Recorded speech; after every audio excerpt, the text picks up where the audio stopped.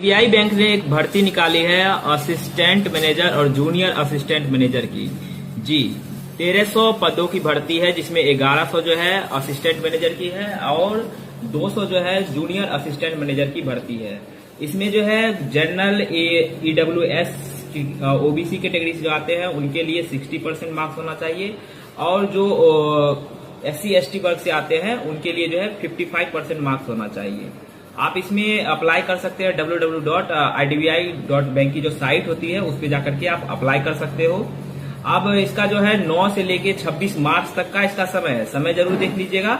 और साथ साथ इसमें वेतन जो है 6.14 लाख से लेकर 6.15 लाख के बीच रहेगा। ऑनलाइन टेस्ट के माध्यम से आप इसमें सिलेक्ट हो सकते हैं। इसका पेपर जो है आपका आप मैथ, रीजनिंग, GK, GS ये सभी पढ़ करके क्रैक कर सकते हैं।